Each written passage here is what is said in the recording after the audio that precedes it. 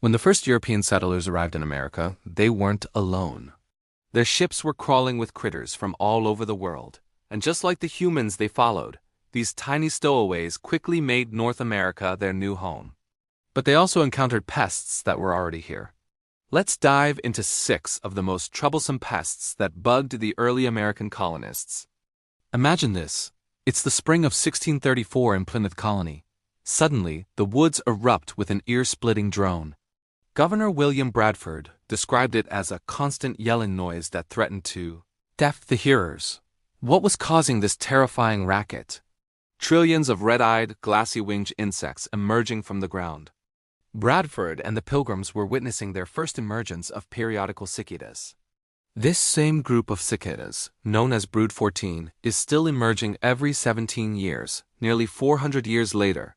While this was the first written account by a colonist, local indigenous communities, like the Iroquois, were already very familiar with them, even barbecuing the nymphs over a fire.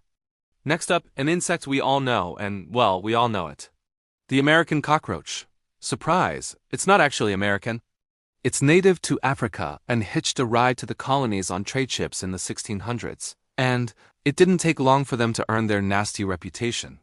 John Smith, of Jamestown fame, complained about an insect the Spanish called cucaracha that would eat and defile with their ill-scented dung. An English doctor in 1658 went even further, calling them nasty, cruel, rough, and thieving. Sounds about right. Along with useful animals like cattle and pigs, European ships also brought a much less welcome passenger, the black rat. Scientists studying rodent bones from colonial shipwrecks and settlements confirmed that rats were firmly established in the colonies by the 1600s. But these pests had an unexpected role to play. During the brutal winter of 1609 in Jamestown, a period known as the Starving Time, food became so scarce that colonists had to get creative to survive. Archaeologists have found hundreds of black rat bones from this period, indicating they were a source of food right alongside horses, snakes, and maybe even iguanas. Desperate times called for desperate meals. Rats weren't the only stowaways hiding in the cargo holds. When archaeologists excavated an old well in Jamestown, they found a treasure trove of insect remains. They identified 24 different species of European beetles from just 3 soil samples. These bugs likely arrived by infesting the wooden structures of the ships and the food supplies.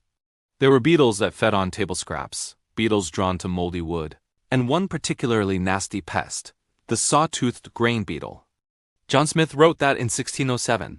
The colony's grain stores contained as many worms as grains, and were so rotten that the hogs would scarcely eat it. Now, let's get personal. A multi-week journey across the Atlantic in the 1700s was cramped, uncomfortable, and itchy. Lice were an unavoidable part of the voyage. One traveler in 1750 wrote that lice abound so frightfully, especially on sick people, that they can be scraped off the body. And the problem didn't stop at the docks. Personal hygiene wasn't what it is today, but excavations at Jamestown have uncovered numerous fine-toothed combs made of bone. These double-sided combs had different-sized teeth for removing both adult lice and their tiny eggs, called nits, from hair and beards. It tells you just how big of an issue it really was. Finally, we have the most dangerous pest of all, the mosquito. A Swedish naturalist traveling through America in 1749 called them troublesome, writing that they suck up so much blood that they can hardly fly away. But their painful, itchy bites were the least of the colonists' worries.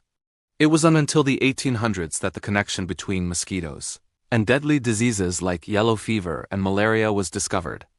Many of the mosquito species that carry these diseases came from West Africa, arriving with the transatlantic slave trade in the 1640s. These insects caused devastating outbreaks in Jamestown and other settlements. But here's the twist. By the time of the Revolutionary War, these disease-carrying insects had become an unlikely ally for the colonists. After more than a century of exposure, many Americans had developed some resistance. The British troops, however, had none. During the summer of 1780, malaria ravaged the British Army in South Carolina.